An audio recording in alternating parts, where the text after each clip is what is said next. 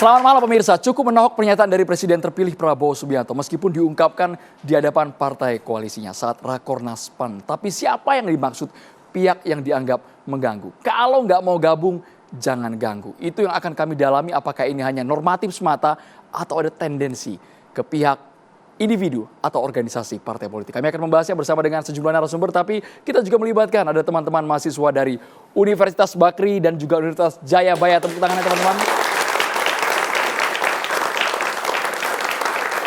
Langsung saja saya akan perkenalkan satu persatu narasumbernya. Ini formasinya sudah komplit. Kita ke posisi sayap kanan dari saya. Ada mertua Pratama Arhan, Bang Andri Rosiade. Politikus Partai Gerindra. Soalnya saya lihat wajah Bang Andri itu di Piala Asia, di playoff kemarin lawan Gini. Sambil marah-marah kan Bang kemarin di tribun kan? Enggak marah-marah. Kita dikerjain wasit. Oh, dikerjain wasit. Masih nggak terima dikerjain wasit. Thank you banget Bang Andri Rosiade sudah hadir. Kemudian Bang Idrus Marham, politikus Partai Golkar. Sehat Bang? Sambil cek audio boleh kita? Dua. Wes, dua. Saya sambil cari mana nuansa kuningnya di sebelah mana. Oh ternyata list kacamatanya Bang ya? Bukan, ini kacamata. Karena saya hanya ini udah pakai jas semua jadi saya pakai begini. Oh wes, luar biasa. Dan juga kami juga menghadirkan ada, ini luar biasa. Mungkin sudah 1 tahun sebelum pencoblosan terakhir kita undang ini. Ada Mbah Sujiwo Tejo, budayawan. Assalamualaikum, selamat malam Mbah Sujiwo Tejo. Boleh Mbah dengar suaranya Mbah? Iya, saya mau Mas Andri tadi itu kedatangannya ke bola karena timnas atau karena menantu? Masuk tuh barang. Luar biasa, sarungnya Mbah Sujiwo Tejo. Wah keren ini, ada tokoh-tokoh pewayangan. Boleh Mbah sambil berdiri Mbah, boleh Mbah. Tunjukin ke pemirsa. Wih. Langsung di zoom in ya.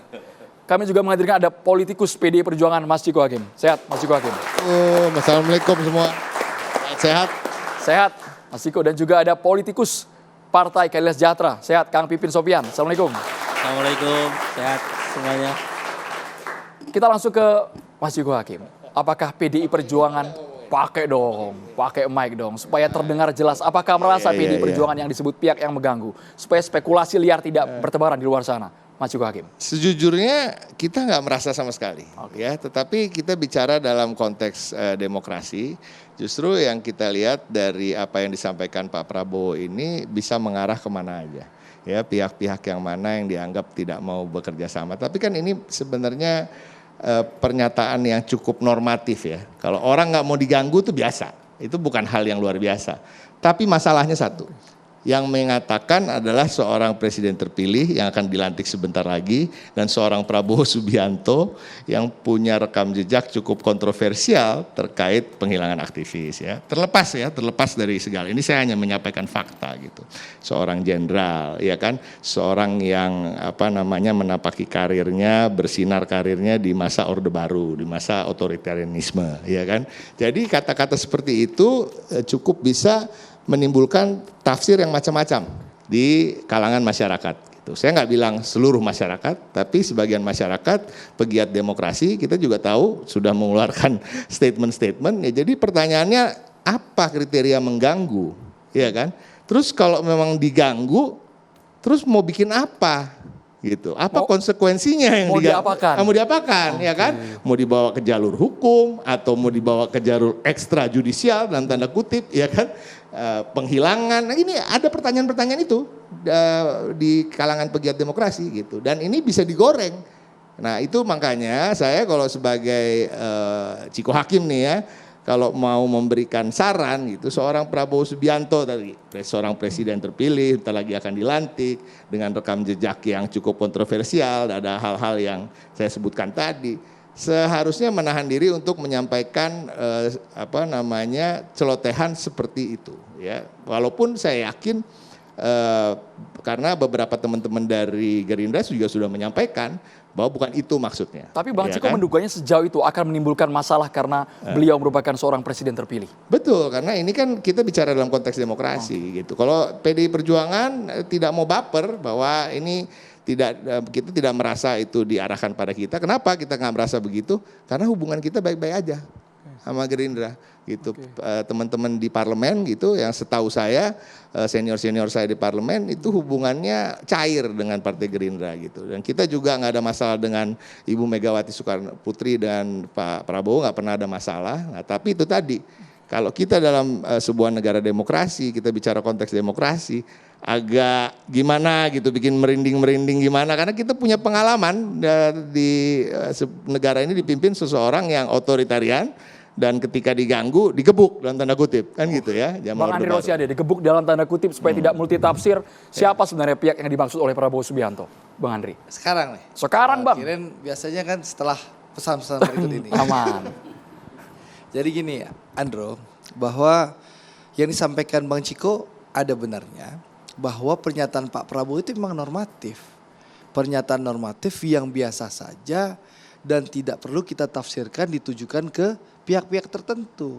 Karena begini konsepnya, Pak Prabowo itu kan punya konsep ingin mengajak seluruh pihak bekerja sama. Ya, karena itu yang disampaikan Pak Prabowo berulang-ulang kali. Bahwa beliau percaya Indonesia ini bisa maju, Indonesia ini bisa hebat kalau elit ini bisa bersatu, bisa bekerja sama dan kita guyup. Itu kepercayaan yang diyakini oleh Pak Prabowo.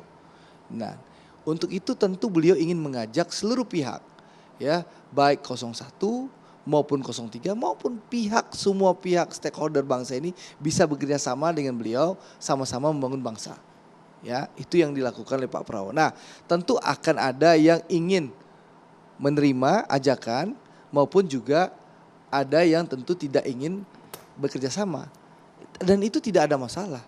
Ya.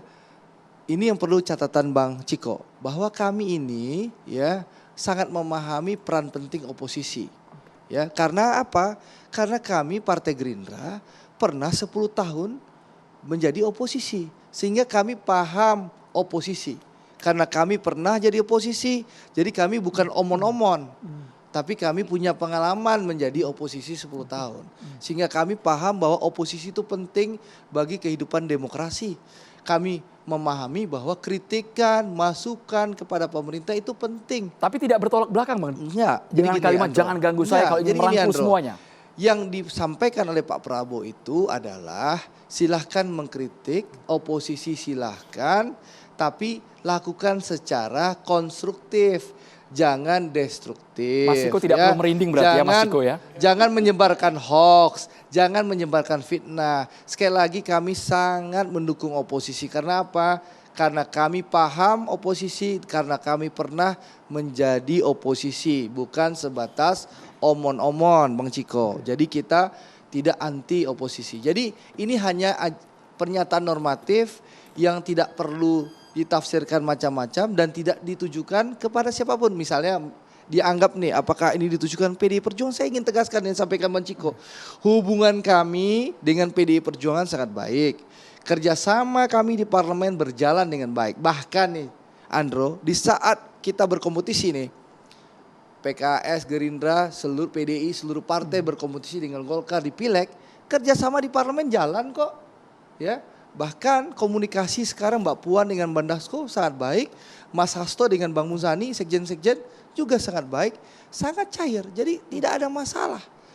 Jadi kalau ini ditafsirkan untuk kelompok tertentu tidak ada. Karena timingnya terlalu berdekatan Bang Andri dengan ucapan oleh mantan calon presiden Ganjar Pranowo yang mendeklarasikan diri sebagai oposisi.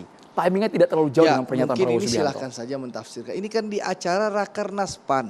Oke. Ya waktu itu ya bicara politik. Tapi sekali lagi ya saya ingin sampaikan Pak Prabowo ingin mengajak seluruh pihak bekerja sama.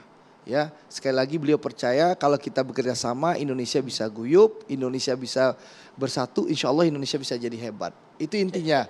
Jadi Andro, Bang Ciko, tolong jangan khawatir berlebihan. Gerindra memahami peran penting oposisi. Dan kami paham sekali oposisi Bang karena Ciko, kami singkat, pernah jangan khawatir berlebihan. karena kami pernah jadi oposisi Bang Ciko. Jadi bukan kami sebatas omon-omon. 10 tahun kami jadi oposisi waktu kami bersama Ibu Mega. 2009 Pak Prabowo maju dengan Bu Mega. Pak Prabowo Bu Mega kalah 2009. Kami oposisi di luar pemerintahan Pak SBY. Kita menjadi oposisi yang konstruktif.